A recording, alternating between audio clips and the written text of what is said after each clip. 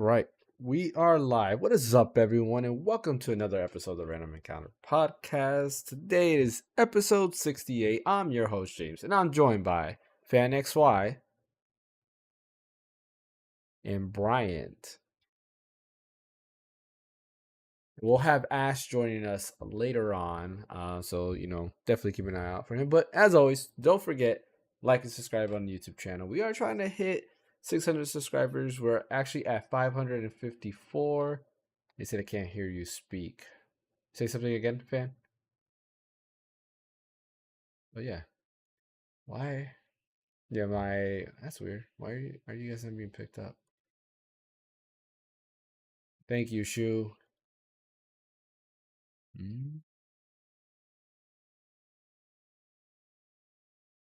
No,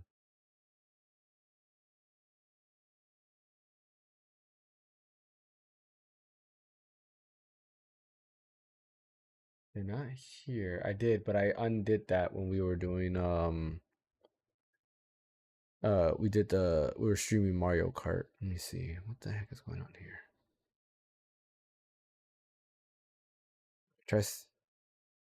No, that's not working. Yeah, I don't know why. That's weird.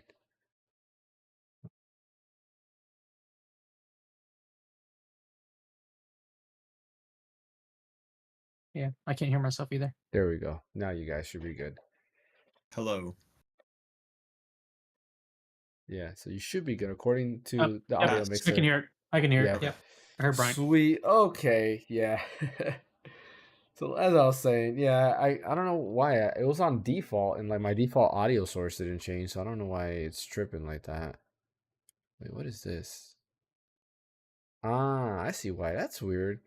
It has my audio source as NVIDIA broadcasts for my default audio source. That's weird. All right, I'll mess with that later on.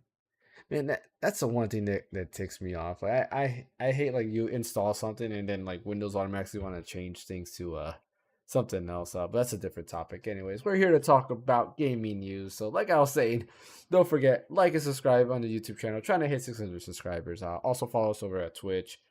We do stream quite often, typically 3 days out of the week. So definitely follow, share the channel. Does help out a lot. There's quite a bit of things that actually happened within the past 2 weeks. Because you remember we weren't live last week because it was a crazy weekend, so we didn't really, do a podcast. Too busy, and yeah, let's just leave it at that.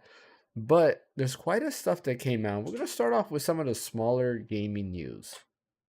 The first thing I did want to mention, and this is something I found out today. Did you guys know there was a PC gaming showcase like a few days ago? Nope. Yeah. So there was a PC gaming showcase, and most of what they showed was like stuff we already knew. I guess one of the biggest thing is a Like a Dragon. Oh man, why is the name escaping me? It looks like it's just like a most anticipated is pretty much all it is. Yeah. Like a list of like what developers and creators are like, like anticipating on their wish list. Like, hey, you guys should want to play this game. Correct. That was the majority of it. They showed off some new looks of things, like a new trailer to Like a Dragon Infinite Wealth, where they show like Danny Trejo's character and what's the other guy's name? I forgot the other guy's name is. He's another like actor, like a famous actor. He's also in the game. They showed off his character as well, so it's pretty cool that they showed that off. But yeah, definitely go check it out. Like, there's what'd you say?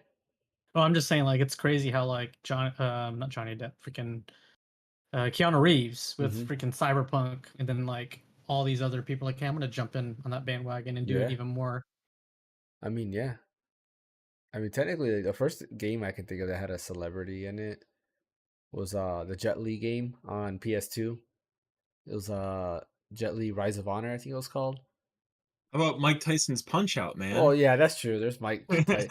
But he's an athlete. He's technically an athlete, so that's a little bit different. Because then you can go back to like celebrity now. That's like playing, that's like playing NBA Jam and you're playing Michael Jordan. Yeah, like, true. Yeah, we didn't have actors. He was in The Hangover, though, man. Come on. But Yeah, that is interesting there. But yeah, definitely check out the PC Gaming Showcase. It was a few things. Gently Rise of Honor was fun. Yeah, it was pretty cool. I liked it. The combat was all with the right thumbstick. Like that's how you actually had to fight. So it was pretty interesting. Um, I don't think we covered it on the podcast. I don't remember. Did we talk about Last of Us Part 2 remastered? We You talked about it a little bit. Yeah, it okay. was They brought up announced very it. briefly It was for brought like, up briefly just yeah. because there wasn't very Okay. much that really got changed, in the remaster.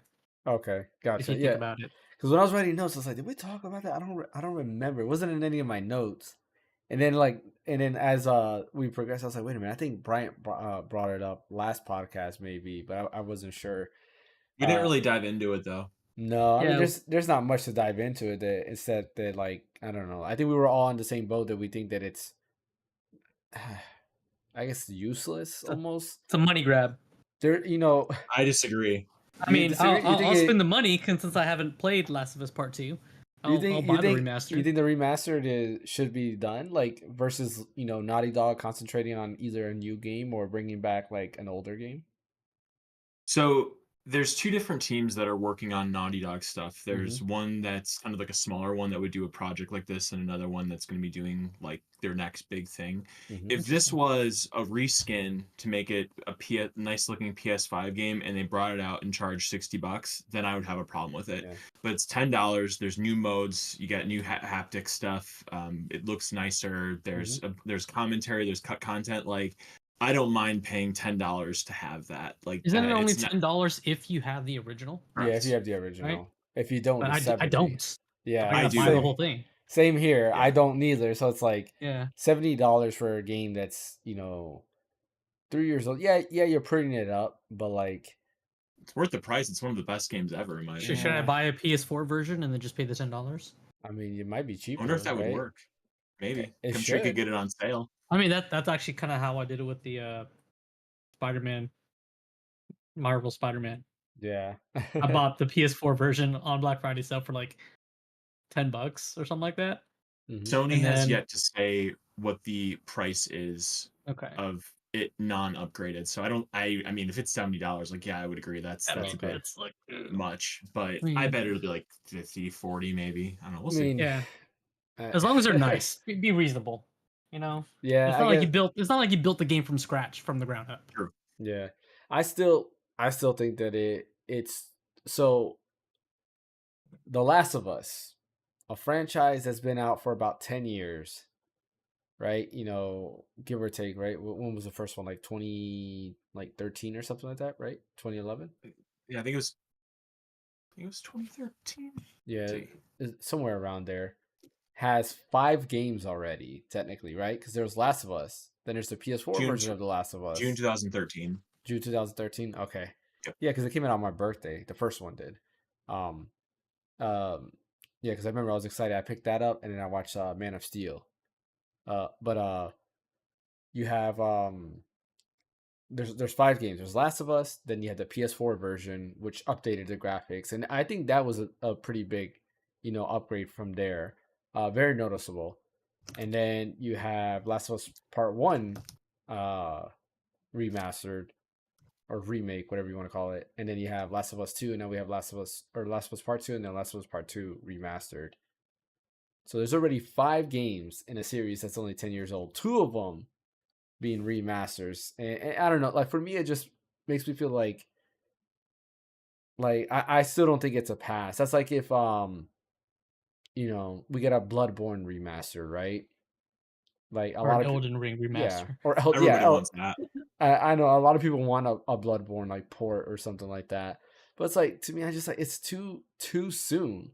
It's too soon for that. Like I would rather a Last of Us Part 3, or put those team members on the multiplayer that supposedly there's a rumor mill that the multiplayer is getting canceled, but I know they've said it multiple times that it's still on In development? track. Yeah, it's Okay. still in development, but I think Naughty Dog, didn't they just lay off a bunch of people too recently? So it's like, where does that stand? It's a weird situation there, in my opinion, right? Like if you're excited for Last of Us Part 2 remastered, then enjoy it, right? Enjoy it. Me, we'll wait and see on the price.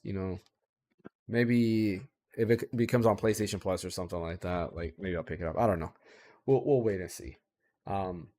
Waluigi's creator showed off a scrap design for Wa Peach. Did you guys check that out?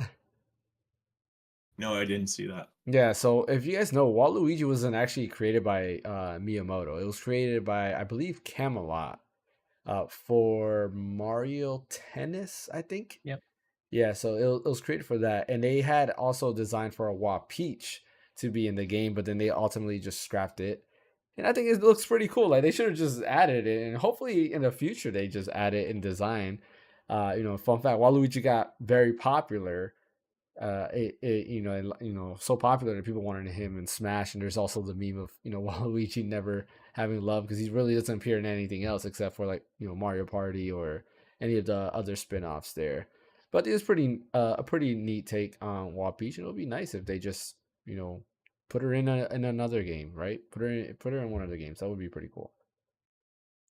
She kind of looks like Barney the dinosaur a little bit. You think so? I'm getting like Mega Man Roll vibes. That too. Roll and Barney Yeah. put together. Yeah, the roll thing was definitely, when I looked at it, it's like, it looks familiar. My favorite thing to happen this week, though, and I was super excited. I'm like, oh, hopefully we get some news because there's a couple rumors going around. Is that Dragon Quest III HD2D remake is being play tested, and that's according to Yuji Horii himself. So for those of you who don't know who Yuji Horii is, he's the creator of Dragon Quest. So if he says it's being play tested, it's being play tested because that's his game. And I'm happy because I think in September he said that it's well into development and things are going according to plan. And now he's saying that it's being play tested. There was rumors that there was a recording, I believe, last month, and I forgot who it was, but he says that they just finished recording a big Dragon Quest announcement, and it's supposed to be showing up in December. So now we have to wait and see. And I hope it's more of Dragon Quest 3 because I want to see more of it. I'm not sure if they're going to do a huge event. A lot of people are speculating it might be Dragon Quest 12. I don't think they're going to show anything in Dragon Quest 12 yet. I believe the Dragon Quest 3 HD2D is going to be the next thing that they show off. I still think we're probably years away from Dragon Quest 12. I mean, when Dragon Quest 11 was first being talked about, if you guys remember, the Switch wasn't even there, and it was the first game announced for the Switch because they said, yeah, it was going to be, what was it, the NX, which was the Switch's code name. Like, that was going to be one of the first games developed for that, and it came in 3 years into the Switch's life cycle. So I don't think 12 is coming anytime soon. What are you guys' thoughts on this? Are you guys excited for Dragon Quest 3?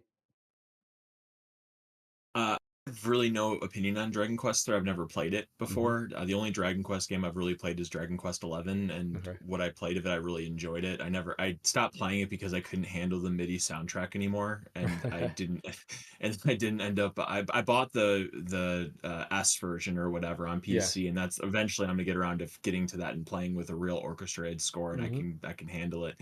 I am looking forward to 12 though, because I know it's just to be like kind of gritty, so I think that might be really interesting in that world. But I don't really have an opinion on 3 because I've never played it. I've just heard great things. Yeah. 3 is probably one of the best. It's definitely one of the best Dragon Quest games. It's always a fight for a favorite. Though I think 5 is the best Dragon Quest game. But 3 does a lot of things that like Final Fantasy would, later on adopt. Because Dragon Quest has always been ahead of Final Fantasy in terms of like what they add to the game. Like all the new mechanics usually appear in Dragon Quest first, and then Final Fantasy added a lot of those later on. And at the time they were rivals, right? They weren't even the same company. Final Fantasy was Square Soft, and then Dragon Quest was Enix. So they were two separate companies. But Dragon Quest 3 was cool because they introduced the job system, right? So you had different job classes and stuff like that, which was technically Final Fantasy 1 had that, I believe, first, which came out, I believe, a year earlier, or a year before Dragon Quest 3. But like the way they did that is like you can get any party member, and then you had advanced jobs, which of course Final Fantasy also had. But like you can just go to this place, you just create a party member you want, and then put it whatever class you want, and there you go. You have a whatever class in your party, which was pretty cool. Except for the main hero. The main hero had the class of hero, so you couldn't really do anything with him. His job was predetermined. So really fun game.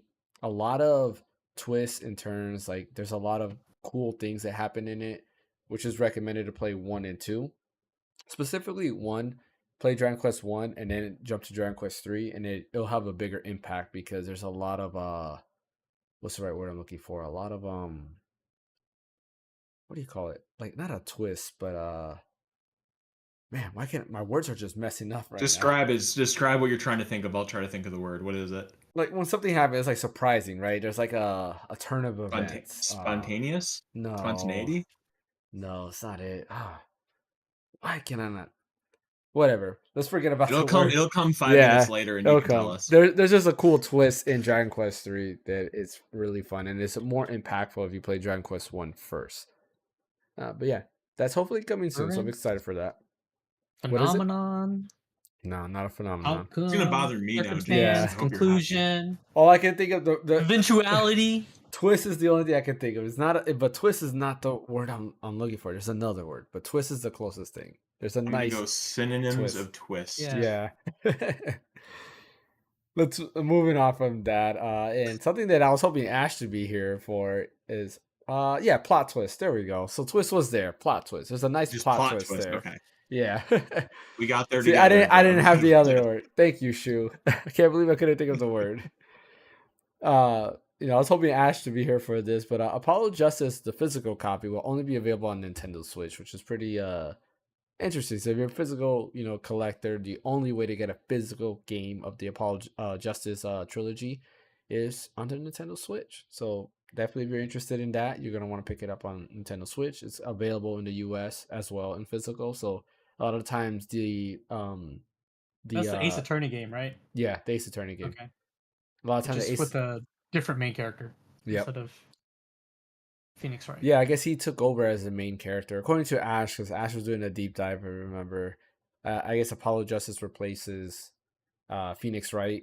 I don't know, for whatever reason. Like they show Phaneckswhy and he looks like he's like burnt out or something. Because Phoenix is gonna be retiring soon, right? He's gotta be. Yeah, it was something. Like he looks all beat up. Like he has a beard and he looks like, and he has like a beanie and all this stuff. Like if he like gave up on life, and then he looks it shows like him coming back.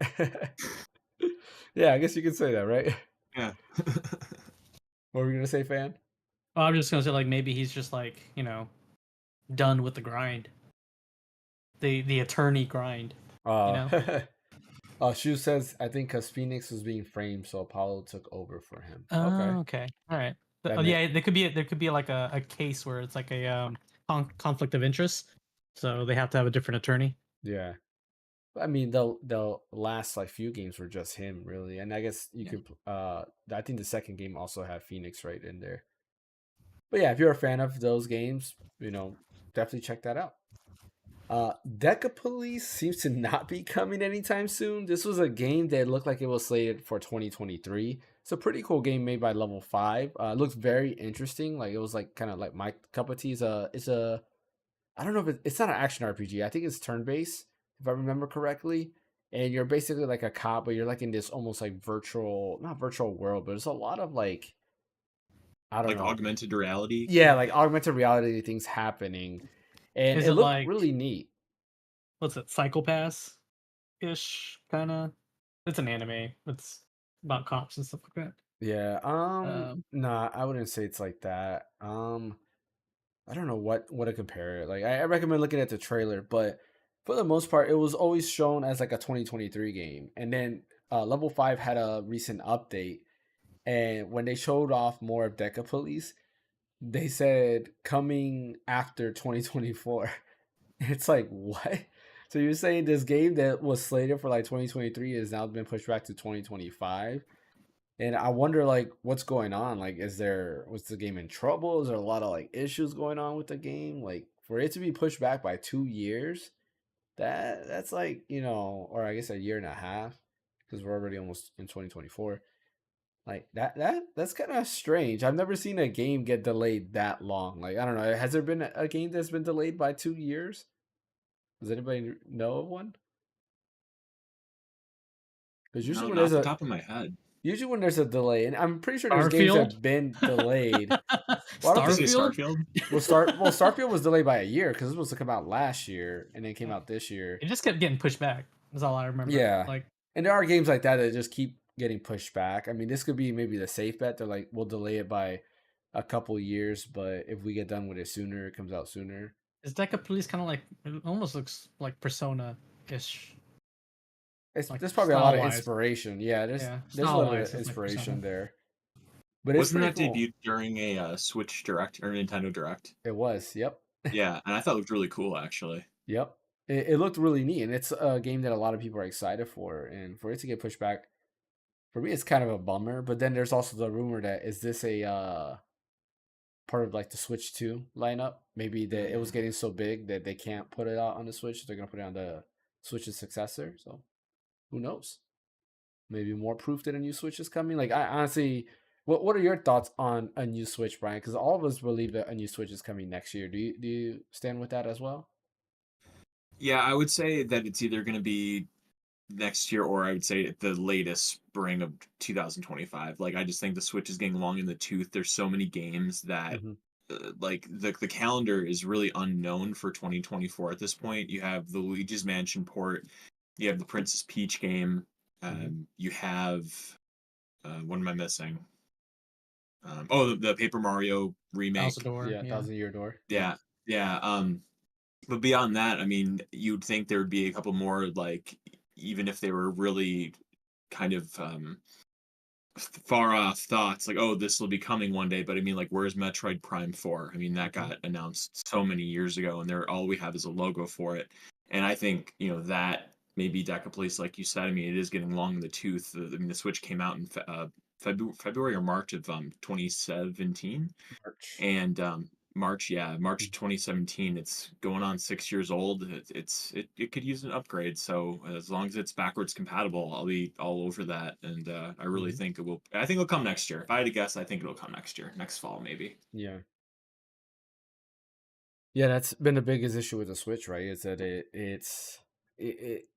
it was outdated from the get go, but people were able to play around with it, get it optimized, and get games to run. But now it's really starting to show its age, where it's at the point where they're like a lot of the ports are just not happening. There's not a Switch Like version of a Batman, game. Yeah, well, Batman I think is on the developer. Batman should definitely be able to run on the Switch no problem. And I think that's Arkham just Knight specifically. oh, is it Arkham? That's the one that has Arkham Knight is the one that has the issue specifically. Yeah, apparently Okay. Asylum and City are okay, but Knight is unplayable apparently from what I've Hmm. seen. Okay. I thought it was like the whole trilogy. I was like, No, I I don't mean, think so. even then, like I still think that Arkham City should be able to work fine. It's a PS4 game, an early PS4 game at that. So it's like it You should meant be able Arkham to Knight, work right? fine. Yeah, Arkham. Did I say You, something you else? said you said City. Oh, I'm sorry, Arkham Knight. Yeah. Yeah. Uh, like I'm tired. I'm sorry. I'm all over I the just want to make. place. I wanted to save you from the comments that would come on later in Yeah, email list. exactly right. Yeah, Arkham Knight was a PS4 game, so it should have it should run on the Switch fine because there's other games that are like Doom Eternal runs, great, and Yeah, that's that was a developer, Mhm. great developer job on that. Yep. I mean, Witcher 3, the port on that is actually pretty good. It's not bad. It doesn't look the best, but it's playable, right? Gets the job done. Yeah, exactly. And I just feel like yeah, it should be able to work. So I blame the developer on that more than anything else when it comes to that. Yeah, that's pretty much all we have for like some of the smaller news. Let's dive in with some of the bigger news that we have. Dragon's Dogma 2 officially coming out in March 22nd. So a few podcasts ago, we talked about Capcom said that there is a big game that's slated before um was it the end of Q1 2024, which would have been March. And sure enough, that game is Dragon's Dogma 2, March 22nd, 2024. And I think none of us guessed that. For whatever reason, we said a new Resident Evil game, a new Monster Hunter game, and I was really thinking, oh yeah, it's gonna be Monster Hunter. Because I personally did not think Dragon's Dogma 2 was gonna come out next year. I thought we were still a couple years away. And here we are with Dragon's Dogma 2 for sure coming out March 22nd, at least as of right now in 2024. Did you guys watch the showcase at all?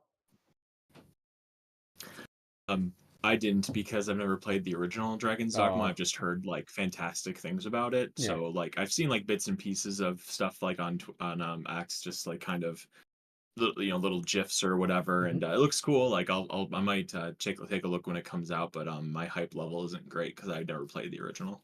Gotcha. What about you, Fan? No, I didn't watch Showcase until it was No. on the podcast notes. I didn't even bother to look at it. I I did watch a trailer just to see what was going on. Looks Mhm. cool. I did play the first one just when the Steam Deck first came out, just to see if it would run on the Steam Deck, since I've never played Dragon's Dogma before, and I have it on my backlog of super long list of games that I still have yet to get to. And I mean, for the most part, it ran pretty well, and the game looked like it was interesting. It's just not on my priority list of games. I gotcha.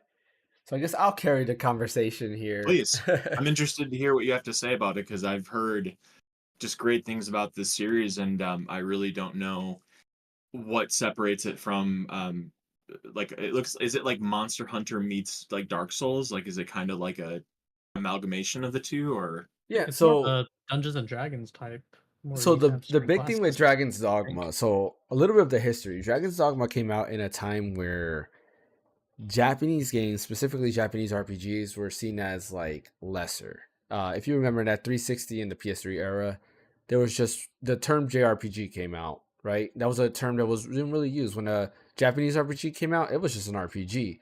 But in the 360 era, JRPG became a word, and it was actually seen as being kind of like slandering the genre, as in, JRPGs are not good.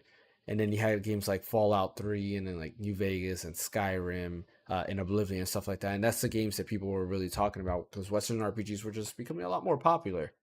Dragon's Dogma was kind of like Capcom's answer to like, hey, Japan can make a great open RPG with dialogue options too, but we can still give you that feel of what a Japanese game is, and that's Dragon's Dogma. It was kind of their answer to Skyrim. So you have a open world where you can kind of go anywhere you want. You do have a story that you can follow along, which the story is pretty good, and the the battle was seen in it was, I mean, amazing, better than Skyrim, better than, I mean, and it's not hard to beat Skyrim, right? But like it's better than a lot of the Western RPGs because it was more action orientated. You have different abilities, you have multiple weapons you can go back and forth between, you have job classes, you can jump, you can climb monsters. The monsters have different weak points. So like one of the first bosses you fight in the game is a Hydra. You just climb up to the Hydra's head, you hit it, head falls off, you go on to the next head, you go and hit it, and so forth. So there was a lot of strategy there. There was a day and night cycle, but the night cycle really meant nighttime. Like in most games where there's a nighttime, right? You can run in the dark and you can see perfectly fine. You don't need a torch or anything like that. With Dragon's Dogma, you need a torch. When it's dark, it is dark. You cannot see anything. So you really had to rely on having a torch or like a lamp, which you would get a lamp and you needed oil too. The thing I hated about it is, a lot of you guys know that I hate inventory limits, and there is an inventory limit slash weight limit, and I hated that with a passion because I like to just pick up whatever I want. Like there's something there, I want to pick it up. I don't want to worry about my inventory. Oh, But you're there's a weight hoarder. limits and stuff like that. Yes, I am. I'm that guy that encumbrance? I go through an RPG with like 99 elixirs, 99 like, high potions and all that stuff. And at the end, I was like, wow, I could have really just used these. I'd rather die on a fight and restart the battle than use a potion or anything like that. I'm that guy. Um, but but yeah, that was the coolest thing about it. They had a pawn system where it really wasn't multiplayer, but what they did is you created your own pawn, which is like a character. You design it to be however you wanted it to look, right? So you can choose like the gender, the job class, and so forth. And that pawn, you can actually, it gets uploaded online to a server. Your friends could use your pawn in their party, and then whatever like that pawn collects on its adventure with your friends will also come back to you, and then you'll have extra items or equipment or whatever the case might be that you can use, which is pretty cool. So there was a lot of like in-depth systems that they created. Like I said, there was some dialogue trees. You can talk to different NPCs. There's a bunch of quests. The bosses, a lot of the bosses were massive, and there was like a lot of fighting mechanics involved. There's just so much that went on in the game, and it was a great game. It was different, and for me, it was my Skyrim, right? This was my first open world experience in like the modern era. I was like, yeah, this I can get behind. And a lot of it's because the fighting mechanics were great. It wasn't basic, right? There was just a lot of stuff going on. And it's a shame that I know a lot of people did not play this game for whatever reason. So I am happy that Dragon's Dogma 2 is coming out. The neat thing about Dragon's Dogma 2 is you do not need to play Dragon's Dogma 1. The creator did mention in the live stream that it is a parallel universe. So the beginning, Standalone. yeah. So the beginning is very similar, and that's why a lot of people who play Dragon's Dogma 1, when we saw Dragon's Dogma 2, we're like, wow, it looks almost the same. And it's because like the beginning is going to be very similar. The story in Dragon's Dogma is like in the beginning, you're the Arisen, you lose your heart, a dragon just comes out and just pretty much kills you, takes your heart, and then now like the dragon kind of controls you, and that's how you're able to get the pawns and stuff like that. But the story in Dragon's Dogma 2 is a little bit different because now they're trying to create a Dark Arisen, which in Dragon's Dogma there is a Dark Arisen expansion pack that came out for that. So they're trying to create like a dark, like an anti Arisen there to kind of rule the world, and basically you're kind of trying to go against that guy, which is interesting. And they kind of leave it like that. They've expanded on stuff. There's different races in the original. I believe it was only humans. I don't remember seeing any other race. But there was only humans. Now you have like leopard people, again, kind of like Skyrim with their cat people and stuff like that, and like the lizard Beast people. Yeah, you have those type of people there, which is kind of cool. And new areas you will go to, totally different areas, totally different quests, and the overall story will be different. But the beginning will be very similar. So yeah, you don't have to. If you're not gonna play Dragon's Dogma 1, then I would say don't bother. Just pick up Dragon's Dogma 2 when it comes out. They also showed up some new classes. One of them is pretty interesting. Don't remember what the name of it is, but they can create like mirages. So you have like a little lantern that has smoke, and then by just you just sit back and all you do is just create mirages. So you can create like a mountain, and it tricks like the enemy. They're thinking there's a mountain in front of them, so then they'll have to like run all the way across. But like your pawns could kind of do other things while you're doing that. So it's like if you don't want to go ahead and be in the fight, you can kind of be a support class with that. So that's pretty neat. But highly recommended. Definitely check it out. I would recommend still watching the showcase because they do show off a lot of cool features. They show off some cool bosses, and yeah, it looks to be better than Dragon's Dogma 1. But we'll wait and see when that comes out. And hopefully it's Steam Deck verified because I want to play it on Steam Deck. I'm sure that's a goal for so many games that are coming out, is to get that thing verified, because I bet like people see that green check mark, they're like, oh, I'm buying because I want to play it on my Steam Deck. Like, I agree. Like I had hope that Star Ocean, the Divine Force, would be verified by now, but nothing. Nothing yet, unfortunately. It's funny. It plays great. The Steam Deck verified green check mark is like the old Twitter verified blue check mark. Blue check, yeah. Or I mean, to be fair, like and it means it's even not less than that though. I know. Well, it's like a means double. nothing, but the verified is like, yeah, it actually means something. Just because you're guaranteed at least decent, if not great, experience on the Steam Deck. Well, supposed to at least, but yeah, because I have a couple of games that are green checked that like Chrono Cross, for example. If you boot that on Steam OLED right now, it gives you a black screen. It doesn't show that like an enter screen, like where you have to like select what game you want to play, and you can press A and it goes into the game, but like you wouldn't know that unless you've seen the launcher before. And like Deathloop is green checked, and I can't get through without it crashing in the first like 15 minutes every time. Yeah. So I recently bought a Scott Pilgrim Scott Pilgrim game on on Steam, and it's yellow, right? It's on Steam? But, yeah, it's on Steam, but it's yellow because you need like the Ubisoft launcher or whatever. Right. So I did that. It launches and everything, but the game is like so like beat 'em up, right? Beat 'em up game. Yeah, it's a beat 'em up. up. I bought that on the Switch when it was like on sale before it got taken out of the eShop. Yeah, it should still be on the eShop. It's on the eShop still. Yeah, okay. New one. All right. Yeah, because it got taken out on PS3 because the original one came out on PS3 and 360. But anyways, what's wrong with its performance on Steam Deck, James? So there's the two glitches I ran into. One, I was playing with my kids and we went into a shop, and then one of my sons left the shop, and that's it. Like we could not leave the shop at all because he Oh, left and weird. we all try to leave, and we can leave the screen, but the game will stay in the shop. And then when we go back, we could run back into the shop, but every time we kept trying to leave, it would not move from the shop for whatever reason. It was the weirdest thing. The other one was we got to a point in the game where we're fighting these people and we beat everybody, but then it would not let us move beyond that point. Like, because like beat 'em ups, right? They'll lock you to a certain area until you beat everybody, Yep. and then after you're done, you move to the next area.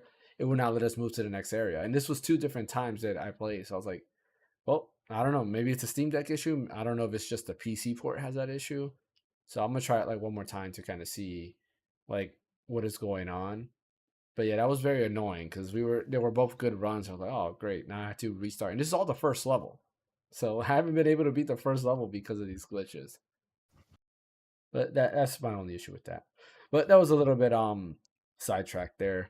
Moving on to our next big topic, GTA 6 the GTA 6 trailer is coming December 6th, 2023. I did just find out that trailer that I said that was available, that is not Fake. yeah, I found out that was fake. I was like, oh man. Yeah. I was in the middle of work and I just see this, oh, is this real? And then like I was like, oh, it's just a CGI, and it was kind of weird. I was like, it's some weird editing, and found out it is fake. But something did actually leak, and that was apparently Yep. the map of Vice City that actually got leaked, and it's by a Rockstar employee's son, which kind of sucks. He did it to make a TikTok video that went viral. Some TikTok clout. It's like, man. So I don't know. I know if I was in that position, I would be very ticked off because now my job is lost because you wanted to be cool and share information that's supposed to be secret. Could Hey, you say Wolf you were Moon 09, TikToked welcome to the off? podcast. What was that? I said, could you say you would be TikToked off? Yes, I can be Huh? TikToked Huh? off. Yes. Huh? uh, yeah, Wolf Moon, redeem hydrate. So yeah, if you have some water, go ahead and drink that water, get that hydration.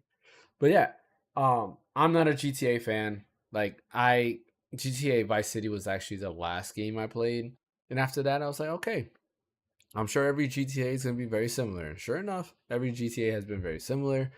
The only GTA like game that I've really liked was actually Sleeping Dogs. Sleeping Dogs? Yeah.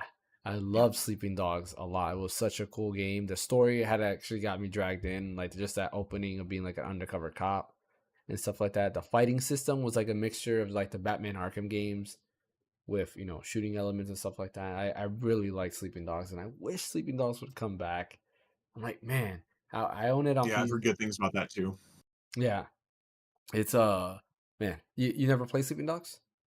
No, I own it. I just never got around to playing it, but Okay. I've heard nothing but praise about it, so maybe one day I'll get around to it.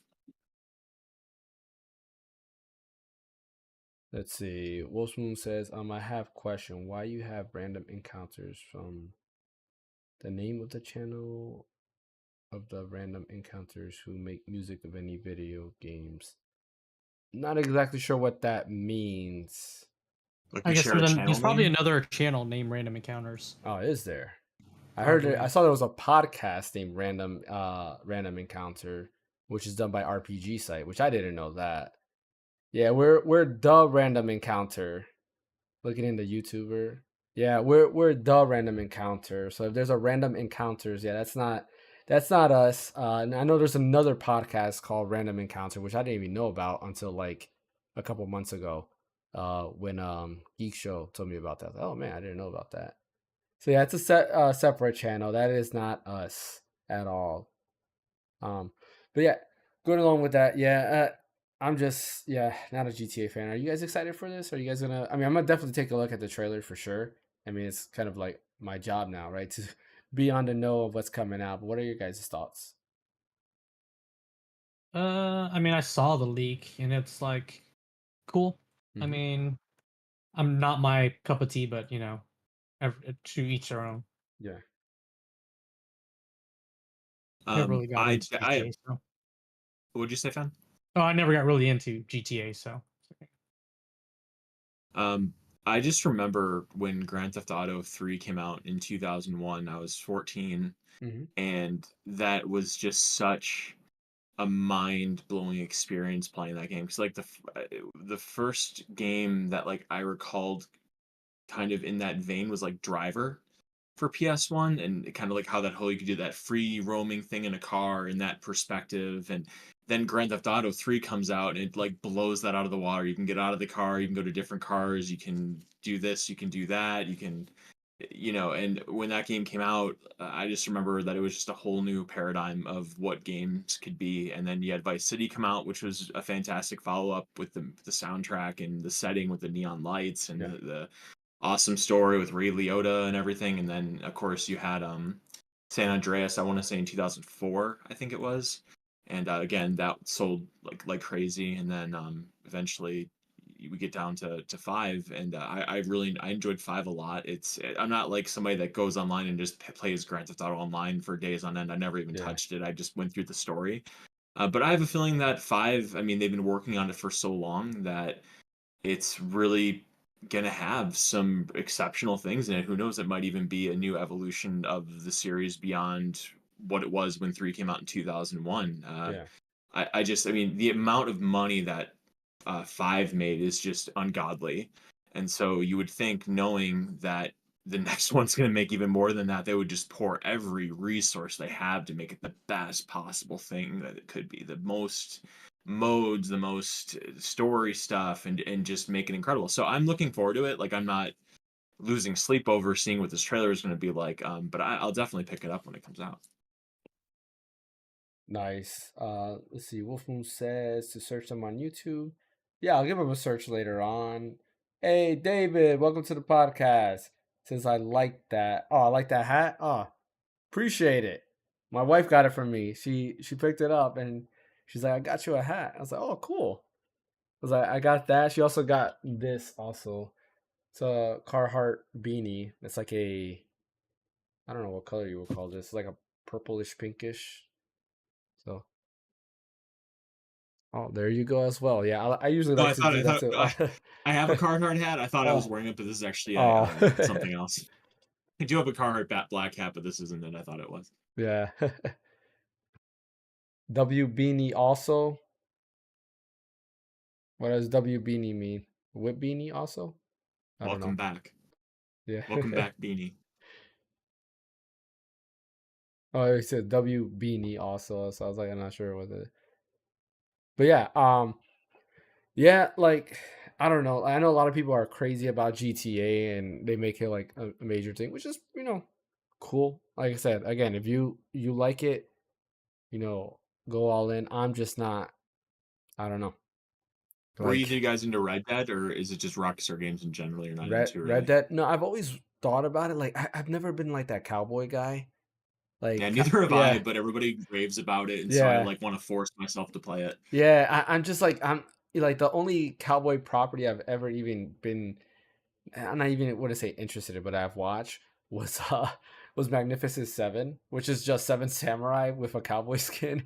Let me So it's ask you like something, James. yeah, Was Back to the Future Part 3 the weakest one? yes, it was actually Yes, yeah. yes, it was. Okay. Yeah, so it's like I just never really like I've never really cared. I've wanted to like I want everybody says it's a great thing, and I think Red Dead has me more interested than GTA does right now. Okay. But I'm just like I don't know. David says I wasn't until I played Red Dead 2. Yeah, Oh. and I guess Red Dead 2 is a prequel, so I guess it's fine to start with Red Dead 2 and then go back and play Red Dead. So from Aren't what they I've heard, remaking the first original. one? I think Yeah, that's been rumored that they're yeah. remaking the Well, original they Red Dead remastered it on PS. They released a version on PS4 and and Switch that's like Switch. a, yeah, but it's not like Not a a remake. Last of Us Yeah, esque thing. yeah, yeah. I think it's Just a rumored nice that they're gonna little. actually do a full remake, but I mean, I guess we'll Mm. wait to see because Rockstar has never done a full Yeah. remake of anything. Technically, Red Dead Redemption 2, even though it's a prequel, it's the third version of the game. Because Red Dead Revolver is technically the first one. True. Red Dead Revolver was a PS2 game, or was it PS3? PS2, I believe. I believe Red Dead. No, you might be right. It might be a PS3 game. Which was that was before Red Dead Redemption, and it's the same. Yeah. Isn't it the same property? Right? Yeah, I think it's the Yeah. same. It's the same property. It's just that's the first Red Dead game. Yeah. but Yeah, and then Red Dead Redemption came out. And then Dead they just Revolver sort of- was PS2, by the Was way. it I was PS2? right. Okay. Mhm. That's back when Rockstar used to do more games than just, GTA and that. Like, they used to, you had Bully, you had Midnight Club, you had GTA, don't forget Max Payne. Red Dead Revolver. Yeah, Max Payne, which was amazing. Well, I think they published it. Remedy was the one that did Max I think Payne. they did the other ones, the later ones. Yeah. That's Well, yeah, good. you're right. They did Max okay. Payne 3. I think no, did they do Max Payne 3? No, they I'm did. pretty sure they did. No, Yeah. well, yeah, Rockstar was Max Payne 3, and I think now it's gone back to Remedy, though, I want to say, because the first two were Remedy, and then 3 went to Rockstar. Yeah. So, hey Ash, welcome in. Hey, what's up, guys? How you doing? Here you go with that Ghost Trick shirt again. Yep. So one of my favorite games of all time. Nice. I'm so sad that I slept on this game for so long. I'm like, why did I do that? So Yeah. Let's see. Wolf says in chat, in your childhood, was the most regents you did? What do you mean by regents? What's the most regents you did? And that is a yes. Will you do that from your childhood? Just curious. Not exactly sure what you mean by that question. Say, I love video games, but I have a Wii console. Wii is good. Wii has a lot of good games. the Wii solid. Yeah. I love the Wii. Switch is Wii, also backwards compatible with GameCube, so Yeah. It's a really good. Some of console. them, the later ones weren't. The older ones but were. the first two iterations were. yeah. Yeah. Like, yeah. The Wii is one of those things that I always come back to. I'm like, it was solid. Like, I actually bought one, 2023. yeah. Like, it's something that the experience for me at least was like more like new, right? Because you go ahead and you plug in your Wii, you turn it on, then you had the channels, and the channels are kind of like what we see today as apps everywhere.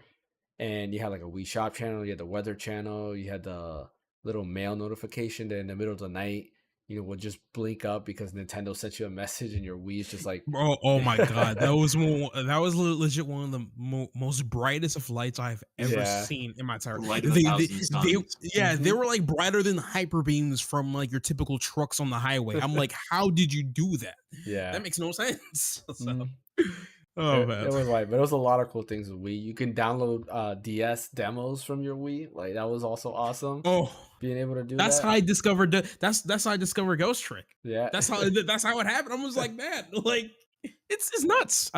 Nintendo they worked their magic with the Wii, Yeah. and like I don't know why people hated the Wii back then, because like it was great, it was fun. Like It was that old, like, I don't know, like that era of gaming, in my opinion, is almost like it's the saddest era of gaming, in my opinion, because I feel like everybody just kind of lost their way. We had some great games that era, right? Dark Souls, Demon Souls, both of those Yeah. came out in that era. For those of you who like, Skyrim came out there. Mass Effect, came out there. I think what it was, it's two things. I believe is one, graphics, because the Wii can only up to 4080p, which Yep. who No cares? HDMI. The game still run perfectly fine. It's fun as heck. So Mhm. who cares? But the second thing, which I think that this was still like a kind of like a plague in people's minds, is that because the Wii was geared towards children, it's a gimmick and all that stuff, and I'm just like, kind of a bad way to like judge a console without even using it. Anyway, and everyone was on like the whole Halo Call of Duty fix Yeah. around that time. So I feel like that's why people were bashing the Wii a lot back then. Yeah, I think so too. I mean, that was kind of the thing, but like I still enjoyed my Wii. Like I remember when same I here. bought the Wii and the 360 at the same time, and I think I played the Wii first. What game did I get? I think I got Radiant Dawn. Yeah, I got Radiant Dawn, and Sonic Unleashed, and I think Sonic and the Secret Rings. I regretted getting Sonic in the Secret Rings because I wasn't a fan of it. But Unleashed was nice, and then Radiant Dawn was good. I think I got Unleashed with it. I could be wrong. And then 360, I got Lost Odyssey and Infinite Undiscovery. Both amazing games.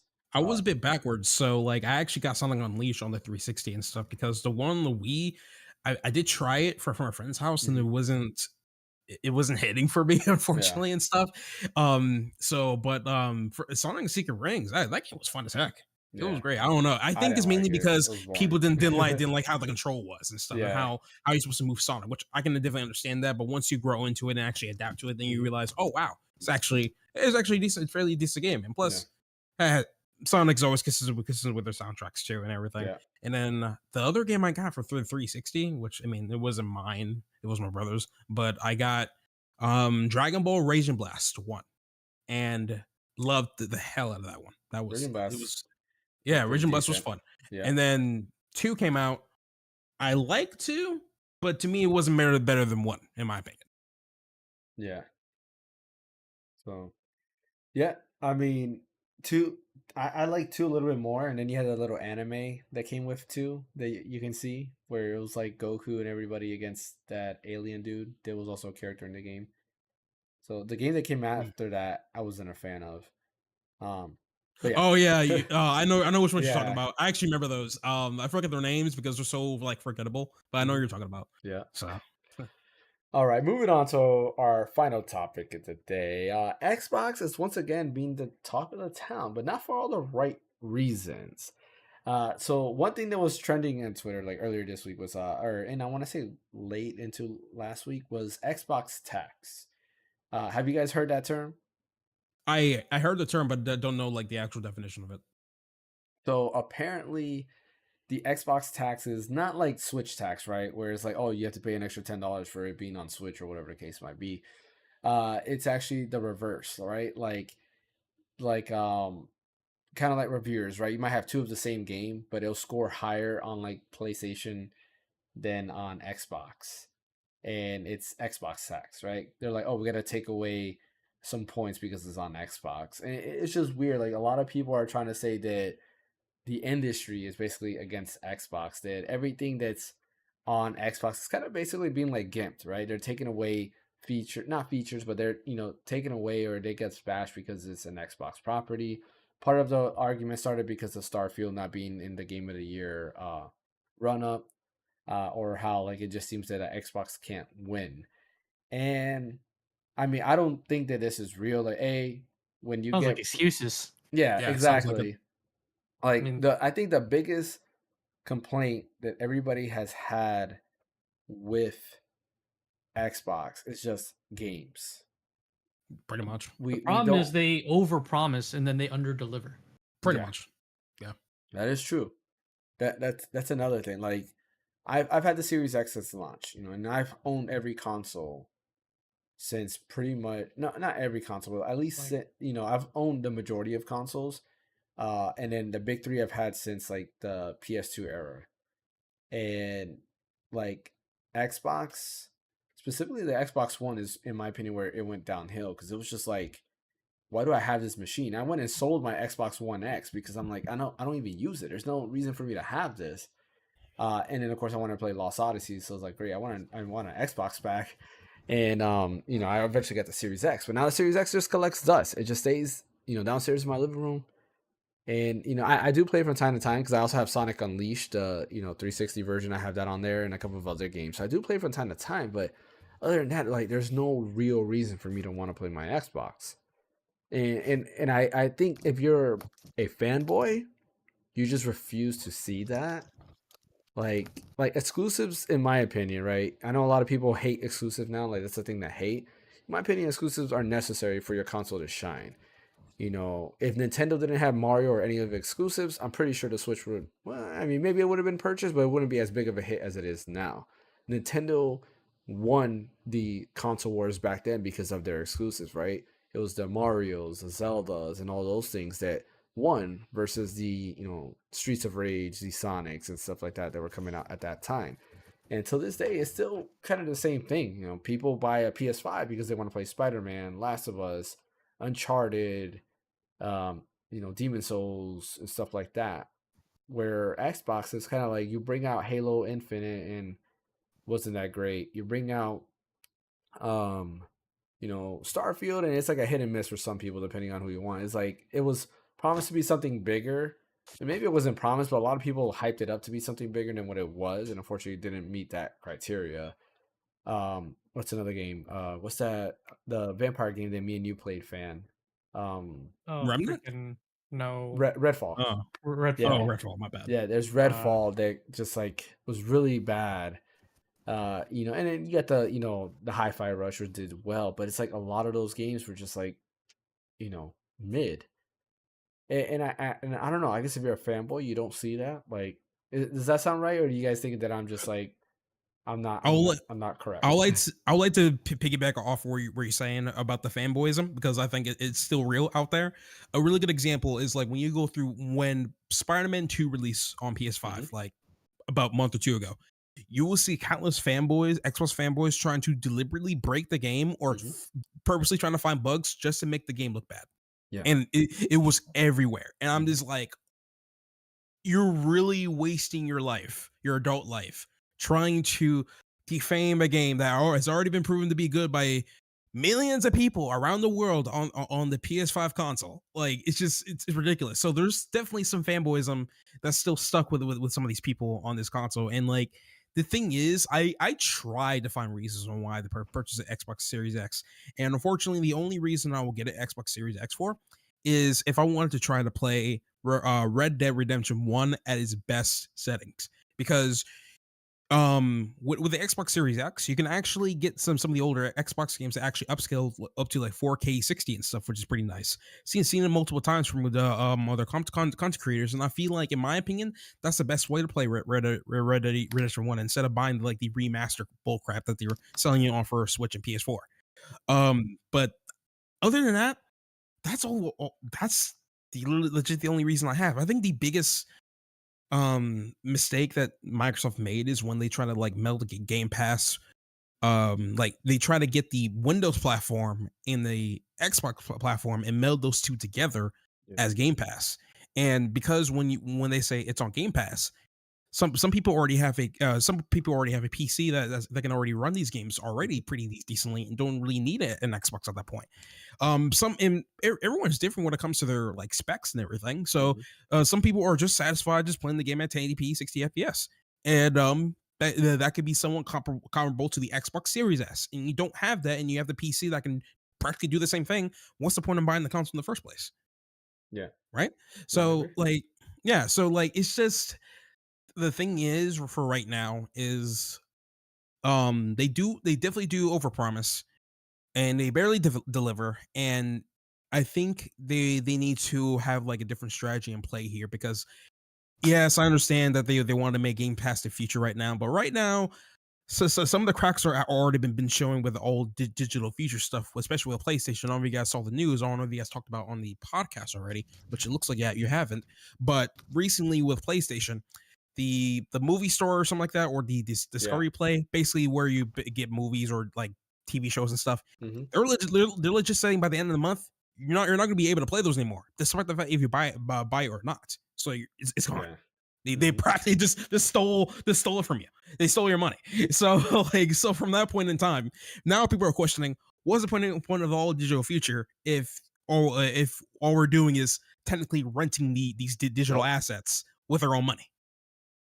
Yeah. Right. And that's I like that thing too. Is like something that you know, according to the roadmap that we saw with the leak and everything that was done with the court cases for trying to buy Activision Blizzard, that their next console, and then I believe the new version of the Series X is also supposed to be all digital. So it's like I did see that. Yeah, I'm just like, man, yikes! See, this is why people pirate. This is why people emulate. This is why people do all these things, because they want to buy something and then keep it, not buy it and then lose it. That's renting, not owning it. So it's a lot of obstacles for Microsoft to overcome, because right now their main their main mission is to legit push Game Pass onto everybody, which of course I'm pretty sure is going to generate a lot of revenue for them in the long run. But right now that's the only thing that's like holding up Xbox right now, because like some exclusives I can name, which is Starfield and Halo Infinite. I mean, Starfield's doing way better than Halo Infinite, but it's not doing as well as compared to the other competitors and stuff. Heck, you just said that it's not part of Game of the Year, right? Do you know why exactly? Because I thought it would be. No, I mean, people just didn't vote for it. Like that's really the only reason why. That's unfortunate, because I really thought that game was gonna be part of Game of the Year, because I don't know. I mean, I just think there were just too many good games issues and too many good games. There were more pros than there were cons with Starfield, and there were too many good games that came out this year. Like everyone's been saying, 2023 is like freaking year of gaming. Like we had so many freaking knockouts this whole year. And I agree with that. It's just like, there was a lot of issues with Starfield, like all the things they promised, like, oh, you could travel from planet to planet, from ship to just on your starship alone, and then that got freaking debunked right away when a Twitch streamer, flew up freaking to Pluto and realized it's a freaking image. You can't land on Pluto. Yeah. Something I wanted to, I just wanted to circle back to you for a minute just to make sure that we had like an understanding or whatever, is Red Dead on Xbox One/Series X does run at 4K, but it's not 60 frames per second. It's only 60 frames per second. Yeah, it's 30 on Xbox and it's 60 on PS5. Like that's like a big point of consternation right now, is the fact that like Xbox players can't get 60 for like no reason, but the PlayStation players can. Oh, I legit thought it was able to run 4K 60 on the Series X. Nope. I mean, the hardware can handle it, but for whatever reason, but it doesn't. Who knows why? No. That's interesting. So at that point, would it be best to get the remaster on the PS5 compared to whatever you can get on the Xbox at that point in time, or like? Guess what's more important, frame rate to you or resolution? I suppose. For me, it's always both. So I always love to get 4K 60 whatever I can. If you want both, then you get it on PC, but it's not on PC. So there you go. Yeah. But okay, interesting. Yeah. But like it's just right now I just really feel bad for Xbox because like they were really trying to push to Starfield to like make you think that, hey, listen, this is gonna be one of the best RPGs of the year and stuff. And I was in my mind really hoping they were speaking facts. Because I wasn't interested in the game, but I was really hoping for the game to succeed anyway, because right now Xbox they're not doing too much right now. Right, so like, and it's so interesting to me because like Xbox has way more capital compared to the other competitors and stuff. Like we're not talking about just the Xbox division. Like they have a whole market share when it comes to Microsoft Windows and stuff. It's just I don't know. Like I don't know what's going on, because their consoles are capable. They can run stuff. Like from what I've seen, I'm pretty sure the Series X is more powerful than the PS5 by a small margin. On paper, it's supposed to be, but like there's a lot of games that came out on both, and they just seem to run better on PS5. Yeah, and so that's been a habit for quite some time since the Series X came out. Yeah, it's just I just want Xbox to win something and do a good job on releasing something. That's what I need right now. And so far, they've been. It's just you're just better off as getting like a decent PC and running their Game Pass games on your PC. Yeah, let's see. And I'm like, what the heck? Wolfsmoon says Xbox, they pretty much just show their games and are like they show the games and they're like my job is done. Like they don't do much after that. Yeah, pretty much. True.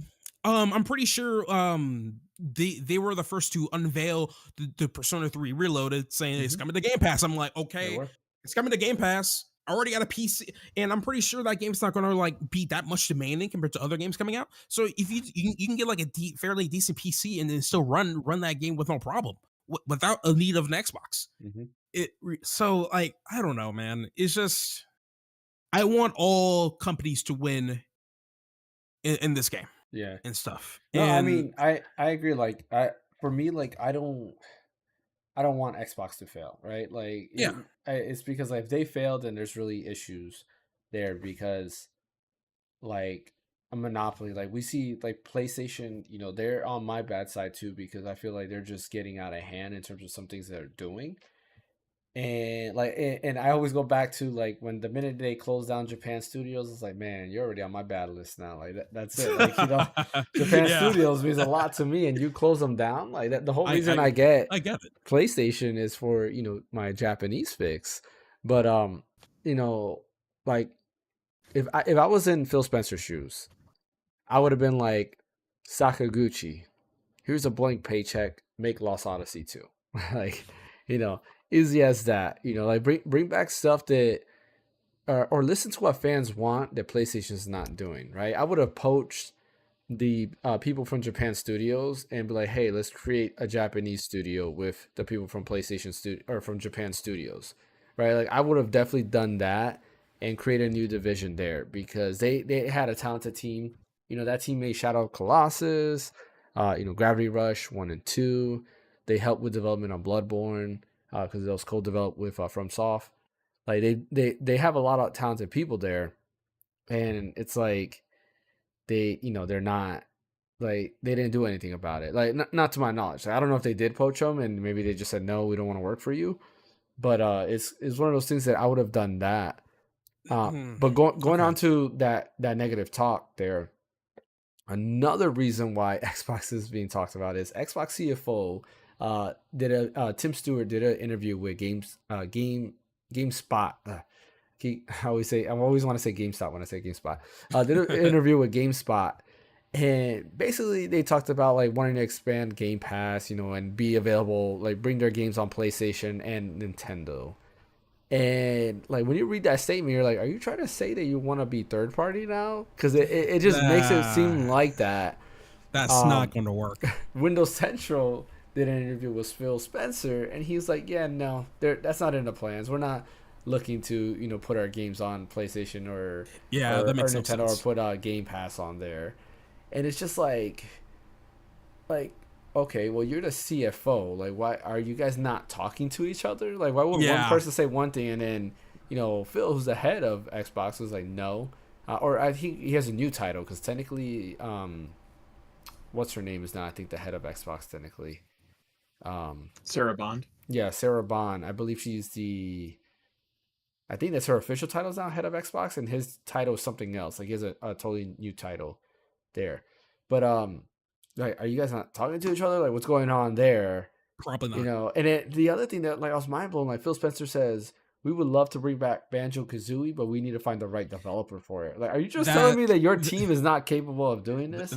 That right there, that was full of hogwash, and I'll tell you why. Because Phil literally said the same thing last year and then the year before that, and still done nothing about it. Yeah. Legit, the best time for them to even like did any iteration of Banjo is when Banjo kind of finally got released to Smash Ultimate. Yeah. Everybody was going crazy over that. You could have done Xbox could have legit just did a remaster for the first game and be like, all right, here you go. You can get this on both Nintendo Switch on the Xbox. Boom. There you go. We're not asking too much here. So I don't know, like, if Phil even pays attention at all to like the numbers too much enough. Like, I don't know. Well, I mean, what Banjo was Rare. is owned by Rare, right? Yeah. When was the last Rare game? That was when they released Nuts and Bolts on the 360, which is years ago. The last Rare game was Killer Instinct? Sea of Thieves, right? No. Oh, I forgot about Sea of Thieves. Sea of Thieves, yeah. Killer Instinct was a different company now. Yeah, it was Iron Galaxy. Twin Galaxies. Iron Galaxy. Iron Galaxy, which I think Sony owns them now, I believe. But yeah, Sea of Thieves. So I mean, like, it's like such a long time ago. Mm-hmm. And of course, they're not gonna like. Even though Rare owns technically Microsoft owns Rare, but Rare started Banjo. Microsoft's not going to trust Rare to do another Banjo game with their track record recently. Yeah, I mean, Sea of Thieves is still pretty popular. I mean, it's going. They're updating it. They're adding, I think, Pirates of the Caribbean or something like that to it. Yeah, it's still going on. If anything, like, so they're still a capable company to make games. It's just right now, I feel, and here's my thing with it. At the end of the day, it's all about business, and I feel like the reason why they made these games in the first place is because one, Sea of Thieves is a live service game, so of course they're going to try to get. And live service is appealing to a good amount of casuals, unfortunately, including me. So they're gonna make a game like that and keep make sure to put more money into this, so that way we can get on more ongoing revenue from the same player base and stuff. So, and then they won't be able to do the same thing for Banjo, unfortunately. Yep.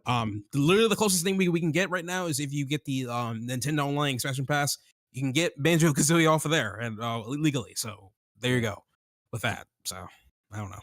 Yeah. I mean, yeah, like for me, I think as an Xbox fan, you should be demanding better. Oh yeah, I agree. I don't think you should be defending decisions, and like their last showcase was pretty interesting. Like it wasn't bad, but it wasn't good either, because expectations were kind of set. But it's like you got to do something. There's just a lot of multi-platform stuff. That's the problem. I mean, Yeah. by default, it's going to PC anyways. But I mean, okay, Yeah. I'll give them that all of it's going to PC. But it's just that last showcase. It's like I'm if we're talking. I mean, I'm thinking of like their E3. Yeah. Whenever they that same one they announced like the Persona games were coming or Persona whatever. 3, Mhm. the And Persona it's 3 like, or the yeah, one that's before cool. that? They're coming, but it's like, yeah, those are going to PlayStation as well. So it's just a lot of Exactly. you know what I mean? I'm just like, cool, Like it's coming coming to out. Xbox first. Yeah, like Yeah. cool, but like, yeah. Yeah, Yeah. like it's. I think, I think it's just they need to focus on like on their actual first party studios and this take more time to develop these games a bit better and stuff. And I feel like they missed the ball Mhm.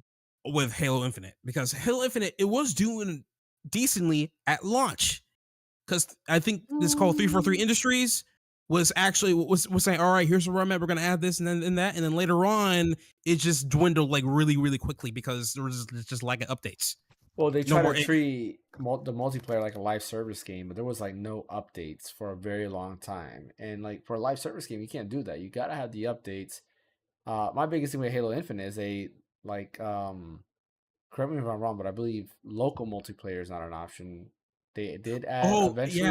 I think it was in there. They added eventually, I think. They They added added eventually. online co-op, right? Eventually, but not local. Or is it the No split screen. reverse? No split screen. No I'm split assuming. screen. Yeah. Yeah. I So mean, it's split They like screen, bro. canceled it, I think. They said that Yeah. they were originally going to have it, and then I thought they canceled it. They canceled Cancel that, split and screen. Halo How Infinite dare was they? supposed to update. The story was supposed to update over time, so they would add new story pieces to it, and they canceled all of that. So, because the opening leaves leaves you pretty open, like no pun intended, but like in the open world, it kind of like drops you in there, and like they were supposed to expand on that, and they just canceled everything to do with the campaign. It's like they had a good idea, and I think a lot of people were on board with what they were promising, Yeah. but then they just canceled everything. It's like, come on, like it. There's just a bunch of weird decisions, and I don't know if it's if it's Phil. Is Did it the the Halo devs? Infinite launch, like, was it a good launch? Like, I didn't feel like it was a good launch. It was a good I launch. thought It was a good launch. I thought it was a fairly decent launch, because like everybody was on. People thought it was bringing back to the whole Halo days and everything. Yeah. You used to do all the cool trick shots with the grenades and stuff. It was Well, fun. It was all great. got good reviews. Like Halo, the campaign got good reviews. I like the campaign a lot. I beat Yeah, the campaign. I Me enjoyed too. it. I enjoyed it. They were definitely inspired by Metroid Prime. I'm gonna just call that out there. It felt very Metroid Prime-ish. Yeah. So But like, it's I feel like like the multiplayer was good. Like a lot of people reviewed it, gave it high scores. But the issue was that like 4 months down the road, there was no updates, and you only have Nothing. four maps to cycle through.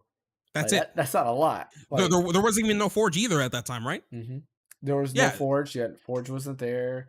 Yeah, like it's a lot of missing stuff that that they didn't even add. Like at that point, they better off just not releasing as a live service. They could have just like took their time with it, put all the features they put in there, like all the other maps, the Forge, all the extra stuff, and be done with it. It will release as a full game for $60, and I'm pretty sure it will be sold for $60 because it's Halo. So, man, they definitely missed like, because I'm really pissed about that one, because that Halo was literally Xbox mascot. Yeah, literally Master Chief is there, but they somehow messed that up. Yeah, so there's it. I don't know. Like it's a shame when I think about it. Like they had. I thought they were gonna come into this generation strong and be a stronger competition. People were excited because the Yakuza series was, like a Dragon came out first on Xbox, and then like 3 or 4 months later it came out on PlayStation.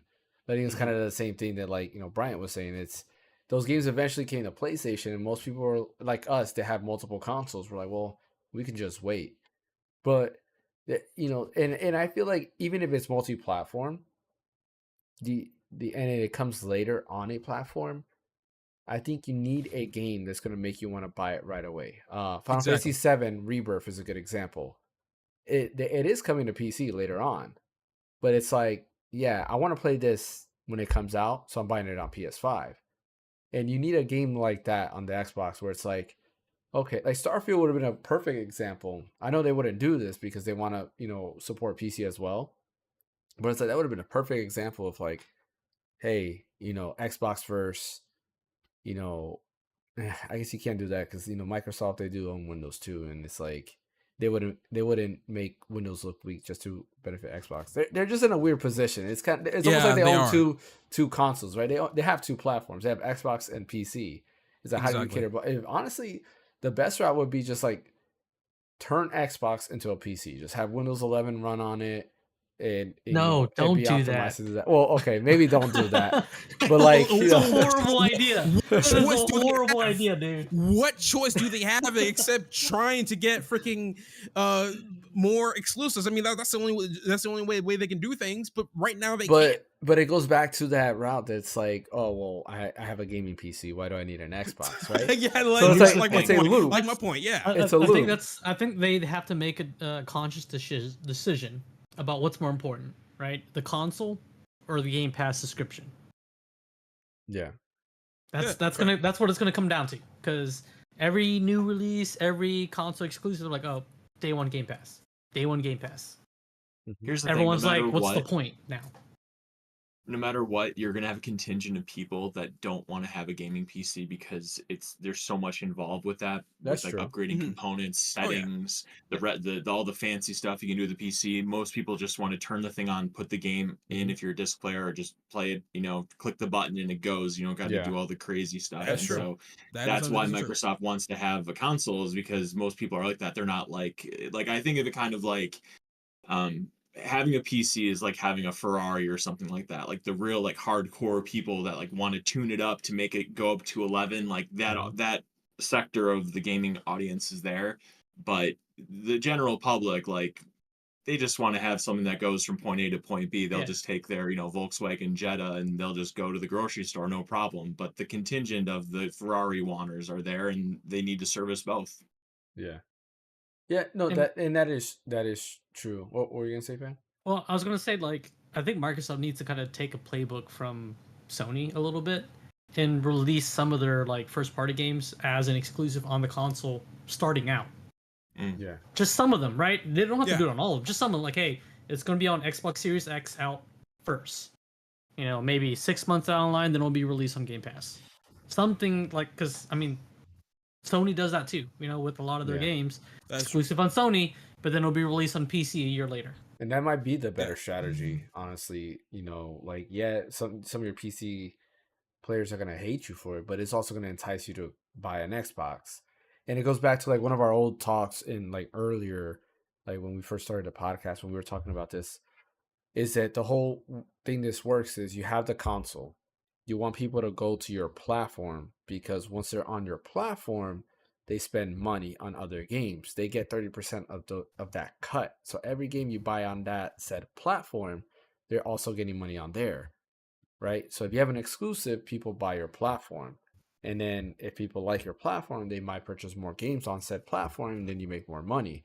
Versus having, say, Starfield on Xbox, and Starfield's available on PC on Steam, right? Well, what happens? They make less money on Steam on PC than they would on Xbox because they get pretty much 100% of those profits there. So that's kind of the thing when it comes to that. And business talk, it's like, what are you gonna do, right? You might lose some sales, but you also might gain more money. They're in a weird position. I think it's just because of that circle, right? Set exclusives here. Yeah, a lot of people will have an Xbox for those set exclusives, but it's some of those people will be like, well, I have a PC as well, so I might as well do that. Unless they go back to just making it, hey, it's available on Xbox Store first, Steam later on. Because then now at least they'll continue to get more revenue. Yeah, I mean, I don't know. I don't know, Phil. Microsoft needs to do take a playbook out of Nintendo, right? With their freaking digital eShop store. You can still get the physical game, but hey, if you want to buy the digital, we'll freaking price gouge the digital version. It's sales like crazy on the digital. Yeah.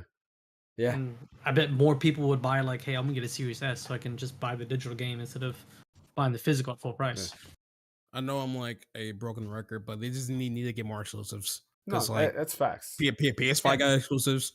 That I'm playing a Switch almost every other day because I got exclusives on it. I'm going to play it. So it's just Yeah. They just need to figure something out. I don't know. It's gaming is just a revolving trend. Yeah. You know, Yeah. like things go out of style, things come back into style, and things that are coming back into style is exclusives. Yeah. It kind of got out. People wanted, cross-platform, multi-platform. Now they're like, hey, give me the exclusives. Mm-hmm. That is that. Well, Phil, my only advice to you is just make Lost Odyssey 2, right? Hire Sakaguchi, give him the I money. apparently really need to play that, huh? It's really good. It's really good. Yeah. Like I enjoyed apparently it. you can buy it digitally You can, online on their store, and it's like $10. Yep. It was really good. But I kind of want a physical game, so I might just go search for it on eBay. I got it, and like I said, I liked it a lot. I played through it. It's very Final Fantasy, right? It's Sakaguchi. Music's amazing. The story is really good. Just everything about the game is great. It even holds up, like especially on the Series X. If you play it on a Series X, it speeds up Is it the load upscale? time. Yeah, so everything's upscale. The load times are better and so forth. Because like the biggest issue with that game was the load times. You'll get into a battle, and some load screens were like a minute long. You're like, okay, well, let me go get something to eat real quick and come back, and it's still loading. You don't have that at all on the Series X. Like, and I'm not. This is no exaggeration. Like, you can probably YouTube a video of like Lost Odyssey load times, and it was pretty bad at the time. I'll never forget a boss fight. I thought it froze. It started a boss fight. I said, man, like I'm seeing this purple circle thing like for a very long time. Like, what's going on? And then the battle starts. Okay. So let me ask you this question: Uh-huh. were the loading times from Lost Odyssey worse than the load times from Starfield? Yes. Oh, okay, damn. Yeah. They were. I mean, because the biggest thing is you've seen a lot more because they're random encounters. So like you're walking by, and like every few footsteps you'll get into a random encounter, and then you have to see this load screen. So, but the Series X fixes all those issues, and I assume Series S would as well. Okay. I haven't played on Series S. I mean, with hard drive technology nowadays compared to back in the 360, yeah. I mean, sure. Yeah. So, but yeah, Well, highly recommend it. They're gonna surprise you. Yeah, get a cheap Series S. Get a cheap Series S. What are they, like $250 now or something like that? You can get one of those. Right now, you can get some retailers are selling the Series X for $350 with a copy of Diablo 4 right now. Yeah, isn't it? Who's doing it? Walmart, right? It was Walmart, yeah. Yeah. So that's a crazy good deal. Yeah, for $350 for a Series X. Yeah. And Diablo. I mean, I'm not a Diablo fan. I mean, if you're a Diablo, fan, 4. Yeah. But I'm just saying for like a new buyer. Yeah, for a new buyer, that's like a steal. Yeah. Yeah. So well worth it. There's some good games. Infinite Undiscovery is pretty good. If you like try actually, Lost Odyssey is $6 right now. Apparently. Oh my god. On Xbox? Yeah, on digitally through the Xbox store. Apparently, $6. There you go. That's a steal. Yeah. Great game. Great game. You play it today? It's no longer $350 on Walmart. They caught wind of that real fast. I still think like best thing to just buy a Series S if it's done, because the only issue with Series S is some games don't get the same upscaling technology or like same frame rate version. Like I believe Sonic Unleashed, it's 60 FPS on Series X, but it's 30 on Series S. I could be wrong. I know there's one game that did that. I was like, oh yeah, I'm not playing it on there. I would have been happy if the Series S had a disc in it. A USB attachment or something like that. That would have been they should have done it first. Like I honestly thought they were gonna do that later on, but they didn't. So yeah, I mean that'd be cool. That'd be nice. But yeah. I don't know. But that's all that we have for today. Appreciate everyone for joining us. We ran a little bit longer than usual. As always, don't forget, like and subscribe to the channel. We will be live on the 7th. Instead of doing the group stream, we're going to be doing the Game Awards. So definitely come in and hang out with us. Watch the Game Awards with us. We will be taking a look at that on Twitch. Actually, I put up a little like Game Awards prediction. I don't know what you would call it, like a widget or whatever, where you can kind of go through and just basically predict, winners. So definitely check that out on our Twitch streams. So you can go ahead and do that. I'll have that up also while we're watching the Game Awards. And I don't know, I feel like I'm gonna be very upset at some of the winners for the Game Awards, but wait and see. My biggest thing I really am curious is to see how they're gonna treat Dave the Diver, because there's a lot a lot of stuff going with that. Like, I'm very curious to see how they're gonna do that. What if under the hood they just push up there the diver, you just don't see it anymore? You're like, I don't know. I mean, don't know if they'll do that. Jeff Keighley's remarks, like a lot of people got like upset at his remarks. They're like, Of independent course it can did. mean indie game can mean anything. It means a lot of things to different people. I'm like, no, an indie game means an independent developer. Like, you even said it yourself. Like, if you go back to your previous like games, like, these games are from independent developers, blah blah blah.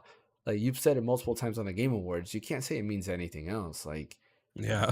by that, a lot of people are saying, like, by your logic, is a pixelated game an indie game?